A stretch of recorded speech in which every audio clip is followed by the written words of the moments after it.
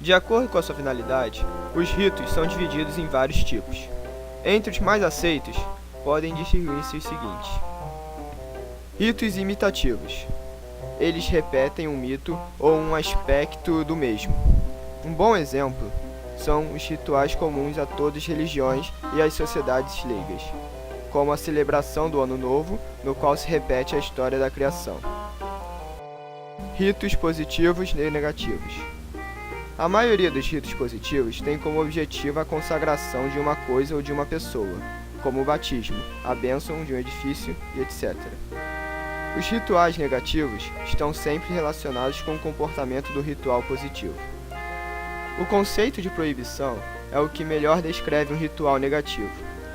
A palavra tabu, de origem polinésia, designa a proibição de ritos a pessoas, ou como castigo ou por condição social inferior. Ao rei são permitidos ritos vetados aos demais. Na Igreja Católica, a excomunhão afasta o crente da comunidade e lhe veta os ritos necessários à sua salvação. Ritos de sacrifício.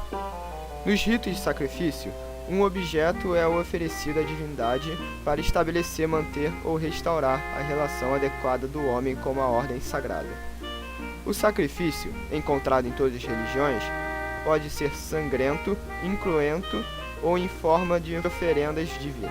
Como exemplo, sacrifícios humanos de fenícios e de astecas, que eram praticados para acalmar a fúria de seus deuses. Ritos de passagem. Chama-se assim os ritos que marcam a passagem de um estado social ou religioso para outro. Esses ritos podem ter como centro o indivíduo, como os ritos de nascimento, puberdade, matrimônio, funerais, iniciações, entronizações, entre outros. Outros dão ênfase às comunidades, como os ritos de paz, de guerra ou de renovação. Ainda há ritos que privilegiam as coisas, como a consagração de lugares, a inauguração de edifícios e assim por diante. O rito de passagem se deve à necessidade de conferir origem sagrada a um fato de especial importância.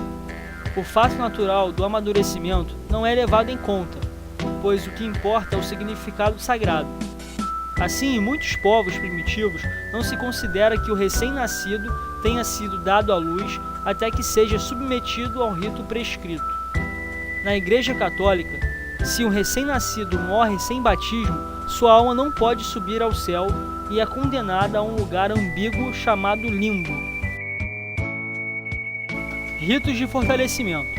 São aqueles que ajudam a comunidade em crise ou em necessidade, como a ausência de chuvas, a preparação de semeadura, da colheita, o início de atividades comunitárias como a caça e a pesca, entre outras. Alguns rituais podem desempenhar as funções de ritos de passagem e de iniciação. Isso ocorre com a cerimônia dos índios navarros, conhecida como Canto da Noite, executada para curar o indivíduo de uma enfermidade, mas que serve também para aumentar o bem-estar de toda a comunidade. Ritos relacionados com os alimentos. No comportamento religioso, o alimento é amplamente difundido como símbolo. A religião é um dos sistemas de pensamento e ação pelos quais os membros de um grupo expressam sua coesão e identidade, mas precisa de representação material, como toda atividade simbólica, e encontra na comida e na bebida seus meios mais adequados. O valor simbólico atribuído a determinados alimentos não se relaciona com suas qualidades nutritivas. Assim, a carne de porco tem um significado positivo para os papuas da Nova Guiné, mas é proibida pelas religiões judaica e islâmica. Em determinados ritos, certos alimentos adquirem um significado sagrado, como o pão e o vinho na Eucaristia católica.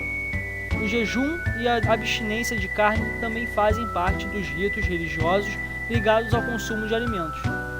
Os ritos são, portanto, instrumentos de autorrecordação ativa, sendo mais práticos do que um simples estudo.